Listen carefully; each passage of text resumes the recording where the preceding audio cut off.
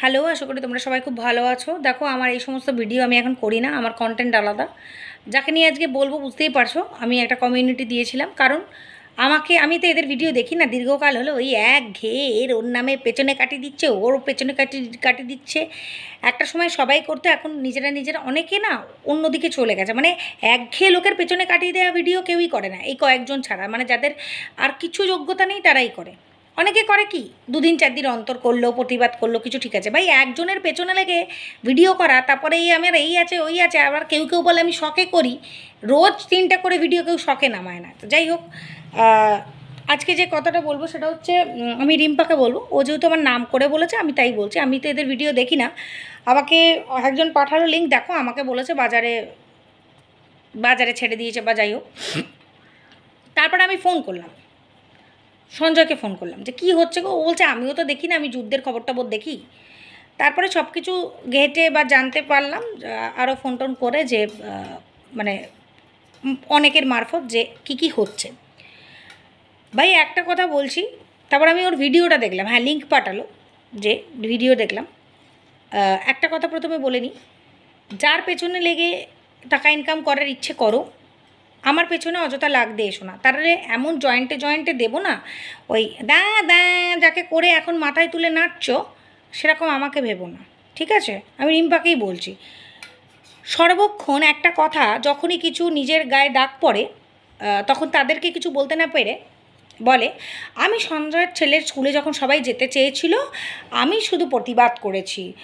আমি বলেছি যে না, উচিত না, কারণ আমার মধ্যে সেটা হয়েছে। তো ওই টুন অ্যান্ড মমসের মন আমার ছেলের স্কুলের স্কুলের যে ব্যাপারটা, সেই কমেন্ট এসেছিলো, আমার বাচ্চারও লাইফ স্পয়েল। একটা ঠাস করে না চড় মারবো, অন্তত বাচ্চাদের নিয়ে যদি মিথ্যা কথা বলিস। এই কথাটা তোকে আজকে বললাম, চড় মারবো যদি আমার নামে এই কথা আর বলেছিস। স্পয়েল মানে বুঝিস? তুই তো আমায় তুই বলিস, আমিও তাই বললাম। বুঝিস স্পয়েল কাকে বলে? সবথেকে বেশি যদি স্পয়েল করে থাকে তোদের বাবা মায়েরা করছে। আমি সঞ্জয়কেও বলি যে লিমিট রেখে করবে। আজকে আমরা বলেছি বলে ও কিন্তু আগের ভাষা আর কিছু বলে না। তোকেও বলি, তুই কি টাইটেল আর থাম্বনেল দিতিস, একবার পেছনেরগুলো দেখবি তো, যদি না ডিলিট করে থাকিস।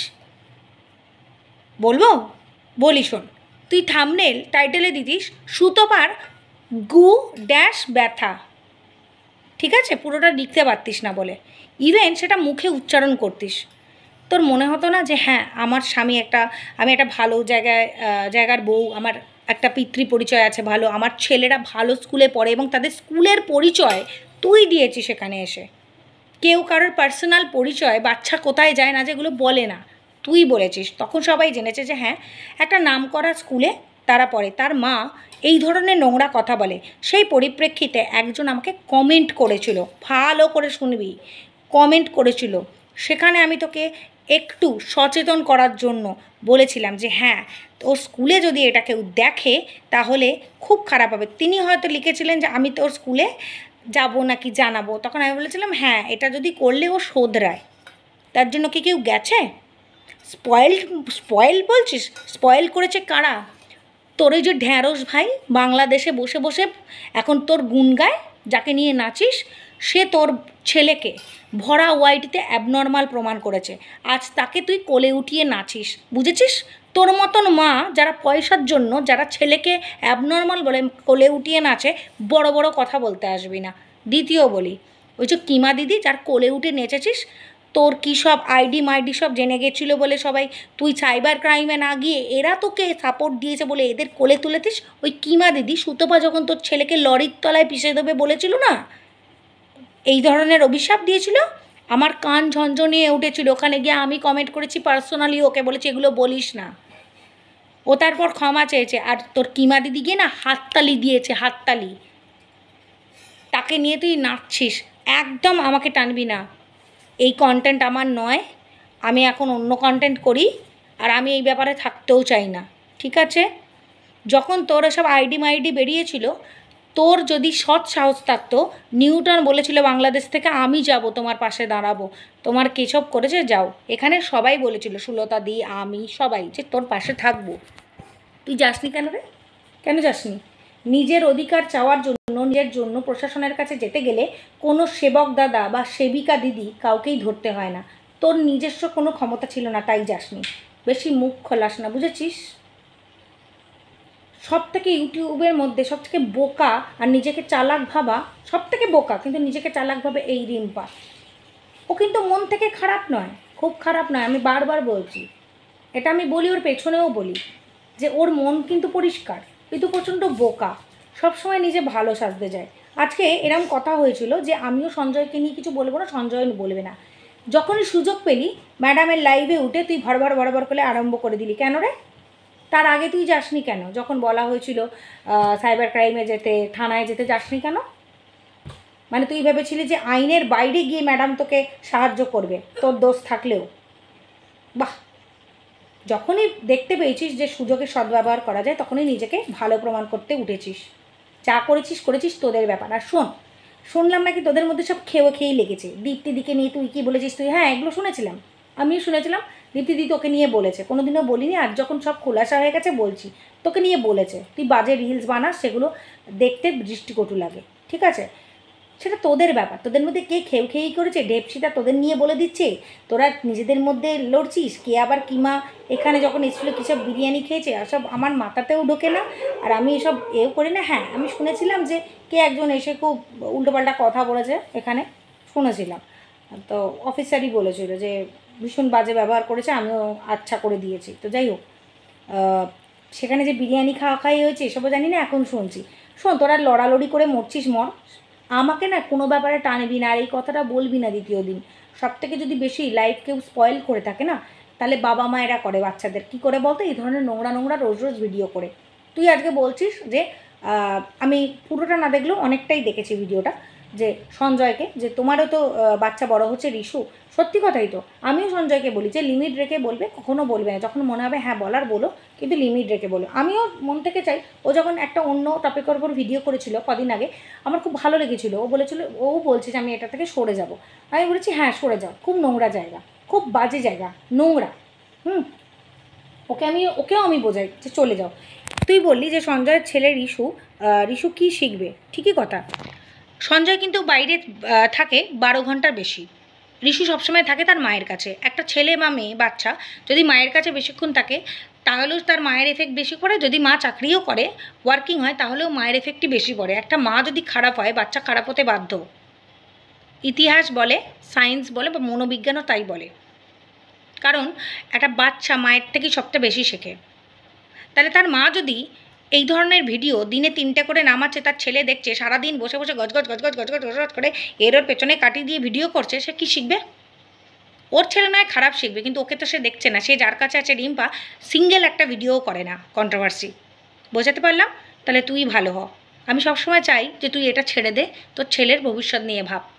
অবশ্যই কন্ট্রোভার্সি কর, গঠনমূলক কর। একটা মেয়ের পেছনে লেগে তাকে কাটাছেঁড়া করিস না। এটুকুই আমার বলার, যে যা খুশি করো, তোমাদের ব্যাপার, তোমাদের পেট আমি চালাতে যাব না। অনেকেই ব্র্যান্ডেড, তুইও ব্র্যান্ডেড করতিস।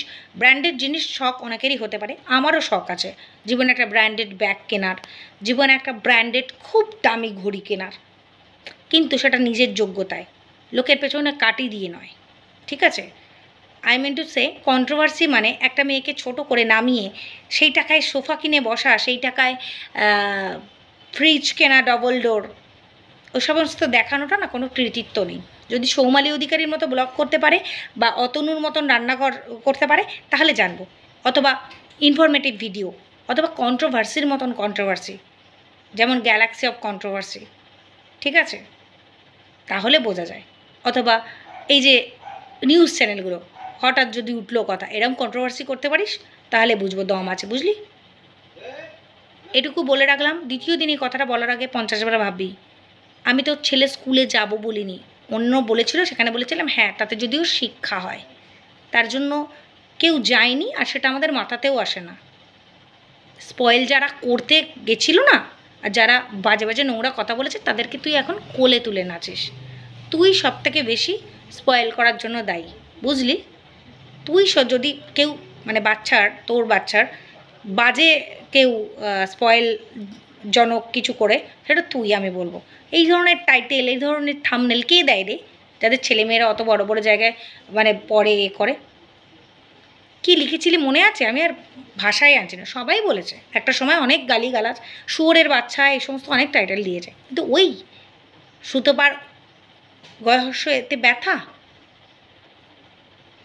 এটা তো আমি একটা বললাম, এরম অনেক আছে। তাই কখনো এটা বলবি না, কারণ বাচ্চাদের প্রতি একটা আলাদা ইমোশান আমার আছে, সেটা তুইও জানিস। আর সেটা নিয়ে যে আমি প্রতিবাদ করেছিলাম সেটা তুই জানিস। আর তোর ওই কিমা মাসি গিয়ে হাততালি দিয়েছিল, ঠিক আছে? আর তোর ওই ঢ্যাঁড়স ভাই, যাকে তুই কোলে তুলিস, এখন মাথায় তুলিস, আমার ভাই, সে তোর ছেলেকে ভরা বাজারে অ্যাবনর্মাল প্রমাণিত করতে গেছিলো। আমি বলেছিলাম না, ফালতু কথা বলো না তোমরা, ঠিক আছে? আর তোর ওই কিমা দিদি, ওরই তো চেলা ঢ্যাঁড়স, তাই না? কই তখন বলতে পারিনি যে না এটা ঠিক নয়? ক্রিয়েটারের লড়াই, বাচ্চাদেরকে কি প্রমাণ করায় সমস্ত নোংরামি? বেশি বক বক করিস না, যখন কথা বলতে আরম্ভ করিস না আজে বাজে বকিস, আমাকে টানিস না, বুঝলি? নিজেদের মধ্যে খেয়েই করে মরছিস, মর। তো বন্ধুরা, আমার এটা কন্টেন্ট নয়, বলা দরকার ছিল, বললাম। বিরক্ত লাগে এক কথা শুনতে, জানো তো? নিজের মায়েরা সব নোংরা ভিডিও করে, নিজেদের বাচ্চাদের ভবিষ্যৎ নষ্ট করছে। কার মেয়ের বিয়ে হবে, ঢেপসিটাকেই বলি, মেয়েটা পড়াশোনা করতে গেছে, কোথায় ভালো ভিডিও দেবে না কিমার পেছনে লেগে দিনরাত বাজে ভিডিও দেয়। আর কিমার কথা বাদ দাও, ওর মান নেই, সম্মান নেই, ওর কেউ ফালতু, ছেলে মেয়েগুলোকেও বাজে শিক্ষা দিয়েছে। কিন্তু এর মেয়েটা তো ভালো, এর উচিত এগুলো করা। আমি সবাইকেই বলবো, নিজেদের মধ্যে খেয়েই করে পয়সা রোজগার করে একটা সময় থামতে হয়। আজকে ম্যাডাম একটা কথা বলে, একটা সার্টেন টাইমে এসে থামতে হয়। এরা না কেউ থামান নয়, এদের পেছনে আইনের বাঁশ যাওয়াই ভালো। সবাই খুব ভালো থেকে সুস্থ থাকো। বাচ্চাকে কেউ যদি ভালো করতে পারে সেটা তার মা, আর তার জন্য তাকে ভালো সুন্দর ভিডিও দিতে হয়। কন্ট্রোভার্সি করো, বাট এরম একজনকে কাটাছেঁড়া করে নয় দিনের পর দিন। ভালো থেকো সবাই।